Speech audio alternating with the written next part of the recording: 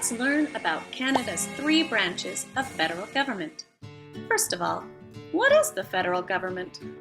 It's the level of government that deals with national laws, things that deal with the entire country. That's different than the provincial government, which deals with the laws of the province, and the municipal government, which deals with the laws of your city.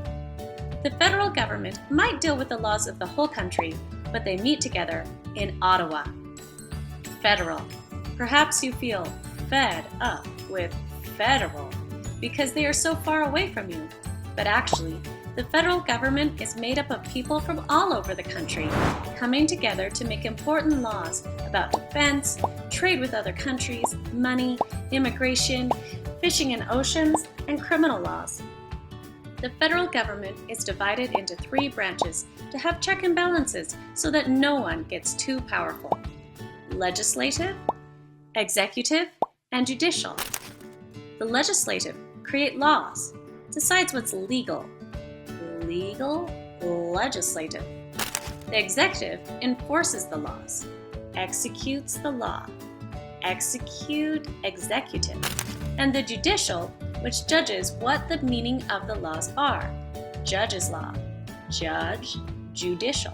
Let's take a closer look at the legislative branch. It's also called the Parliament. It has three branches itself: the House of Commons, the Senate, and the Queen or King. The House of Commons forms the bills that become law. The Senate can veto the bills, and the Queen or King approves the bills. Let's focus on each of the legislative or parliament branches. The House of Commons is the most important branch, but it's called the lower house because it's made of common people from communities. Common people in the House of Commons. These are the guys that you vote for from your home.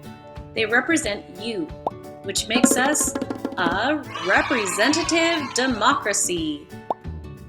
You are writing on what they decide, so where they come from is called a riding. People in the House of Commons are called members of Parliament, or MPs, and they elect a leader called the Speaker of the House. And don't forget, the House of Commons is where laws are formed. But then laws can be vetoed or shut down by the next branch of legislature, or Parliament. That branch is the Senate, run by senators. These senators are not chosen by you and I, but they do come from all over the country. And once they get to be a senator, they don't have to leave until they're 75 years old. One idea behind having a branch that is not elected is that it should be harder to manipulate them. You can't say to them, "If you do this, you'll never get re-elected." They can be confident of their place and act on their conscience. And they can still get kicked out for accepting bribes or doing illegal stuff.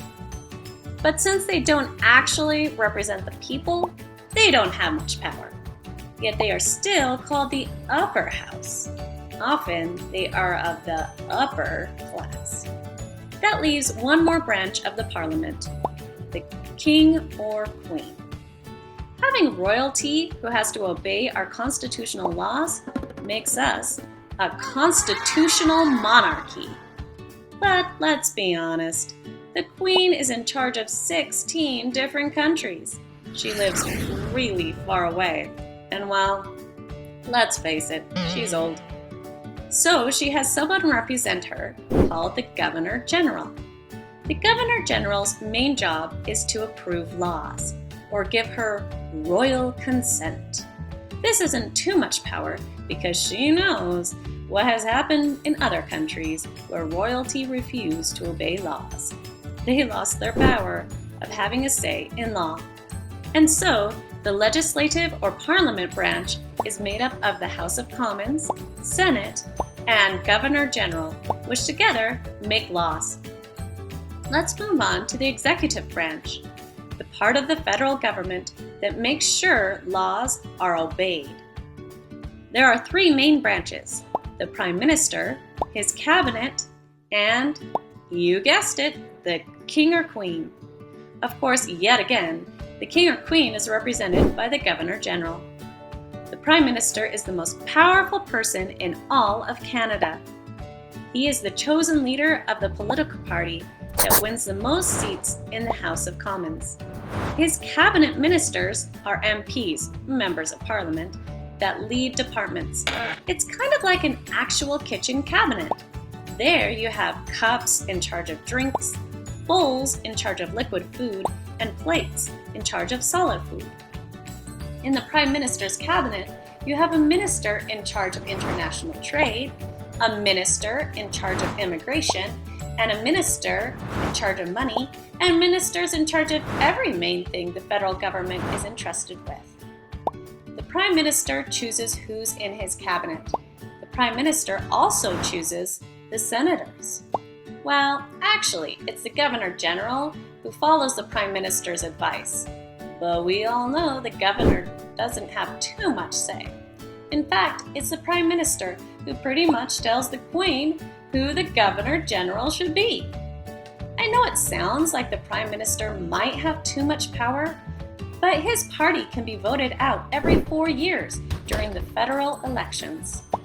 Even though the Prime Minister and his ministers make up the executive branch, they started out in the legislative branch as members of Parliament and are still a part of that too.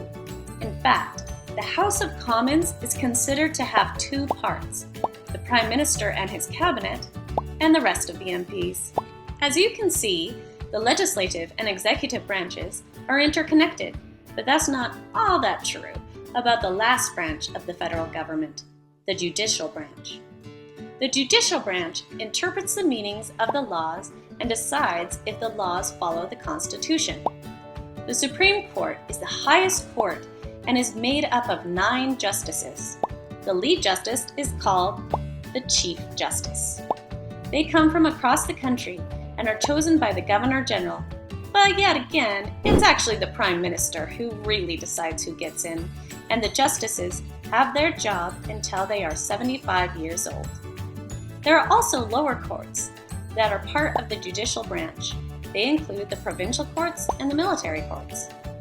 And there you have it, the 3 branches of the federal government, the legislative, executive, and judicial branches, each with their own set of branches, working together to hopefully create a government that will serve and protect you and me.